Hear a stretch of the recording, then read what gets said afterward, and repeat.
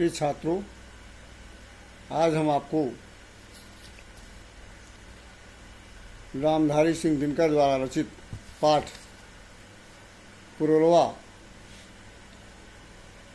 का अध्ययन कराएंगे।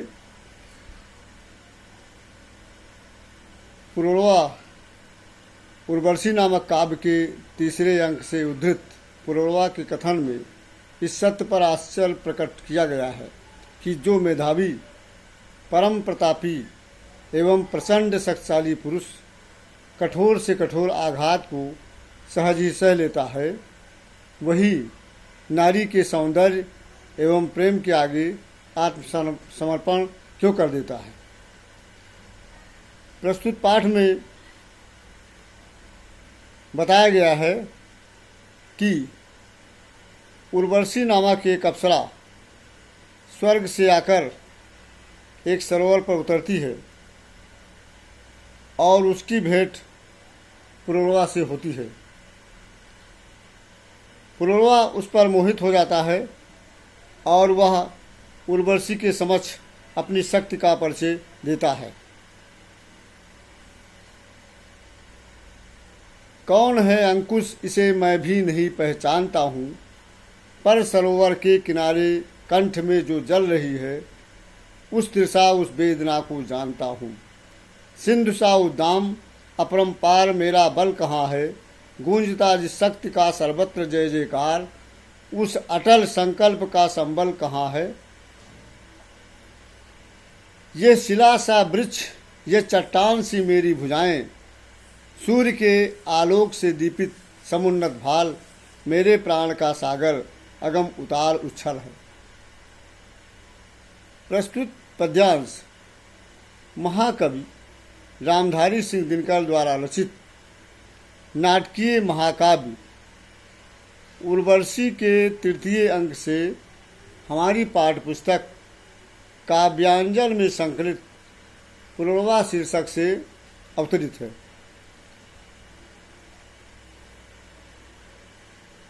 पुरुरवा उर्वशी से कहता है कि बड़े से बड़ा बलवान और पराक्रमी पुरुष भी पता नहीं क्यों सुंदर नारी के सम्मुख स्वयं को हारा हुआ अनुभव करता है। पुरुरवा कहता है कि कौन है अंकुश, इसे मैं भी नहीं पहचानता हूँ। मैं उस अंकुश या प्रतिबंध के विषय में नहीं पहचानता हूँ जो पर सरोवर के किनारे कंठ में जो जल रही है, जो बार बार मुझे रोक रहा है, किंतु मैं उस प्यास और असीम वेदना को जानता हूँ जो इसी सरोवर के किनारे पर कंठ में जो जल रही है, जो इसी सरोवर के किनारे पर मीठी कसक बनकर मेरे कंठ में जल रही है। सिंधु सा उद्दाम अपरंपार मेरा बल कहाँ है, गूंजता जिस शक्ति का सर्वत्र जय जयकार। पुरुरवा कहता है कि सिंधु के समान उदंड तथा ऊंची ऊंची लहरें लेता हुआ मेरा बल इस समय मेरा साथ छोड़कर कहाँ चला गया। गूंजता जिस शक्ति का सर्वत्र जय जयकार, मेरी जिस सामर्थ्य और शक्ति की जय जयकार दसों दिशाओं में होती थी, आज उस शक्ति का सहारा, मेरा संबल, मेरी वीरता मेरा साथ छोड़कर चली गई।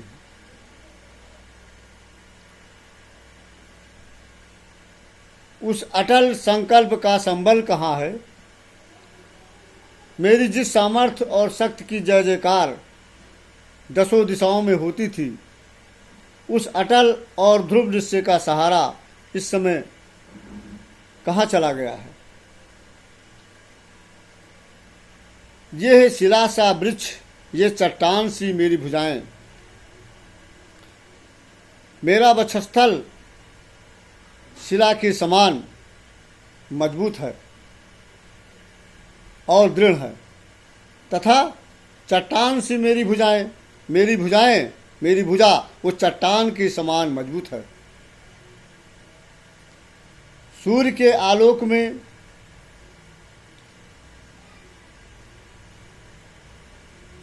आलोक में दीप्त समुन्नत भाल, और मेरा मस्तक सूर्य के प्रकाश से प्रकाशमान है। मेरे प्राण का सागर अगम उताल उच्छल है। मेरा उन्नत मस्तक सूर्य के प्रकाश के समान आलोकित और प्रकाशित हो रहा है।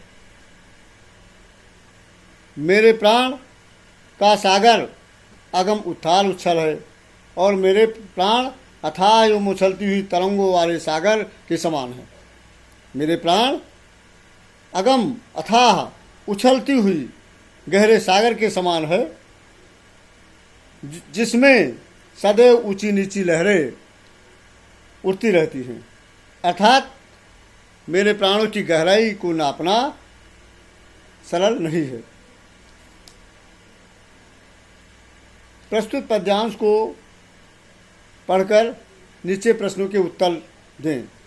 पहला प्रश्न है, पद्यांश के पाठ तथा कवि का नाम लिखें, अथवा उपयुक्त पद्यांश का शीर्षक लिखिए। पाठ का नाम पुनर्वा और उर्वशी।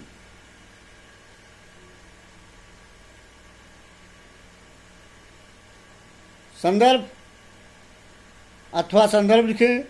प्रस्तुत पद्यांश हमारी पाठ्यपुस्तक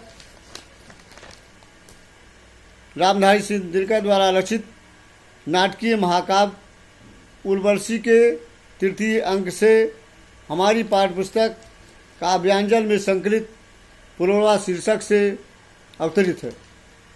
दूसरा प्रश्न है, रेखांकित अंश की व्याख्या। पुनर्वा कहता है कि सिंध के ऊंची ऊंची लहरें लेता हुआ उदंड मेरा बल इस समय मेरा साथ छोड़कर कहाँ चला गया। मेरी जिस सामर्थ्य एवं शक्ति की जय जयकार दसों दिशाओं में होती थी, उस अटल एवं दृढ़ निश्चय का सहारा इस समय कहाँ चला गया है। तीसरा प्रश्न है, उपयुक्त पद्यांश में कौन किसके समक्ष अपनी शक्ति का परिचय दे रहा है। उपयुक्त पद्यांश में पुनर्वा उर्वशी के समक्ष अपनी शक्ति का परिचय दे रहा है। चौथा प्रश्न, पुनर्वा अपने बल के विषय में क्या कहता है। पुनर्वा अपने बल के विषय में कहता है कि मेरा वक्षस्थल मजबूत शिला के समान है और मेरी भुजा चट्टान के समान है। पांचवा प्रश्न, उपयुक्त पद्यांश का काव्य सौंदर्य लिखें। काव्य सौंदर्य में कई बातें सामने आती हैं। नंबर 1 है, प्रस्तुत पंक्तियों में पुनर्वा की शारीरिक शक्ति का अतिशयोक्त पूर्ण चित्रण हुआ है। दूसरा, इसमें भाषा कौन सी है, तो दूसरा नंबर भाषा है परिष्कृत खड़ी बोली। तीसरा, अलंकार कौन कौन है, उपमा, रूपक और अनुप्रास। चौथा रस वीर। पांचवा है शब्द शक्ति लक्षणा। छठा है गुण ओज। सातवां है उर्वशी महाकाव्य का आधार कालिदास का विक्रमोर्वशीय नाटक है।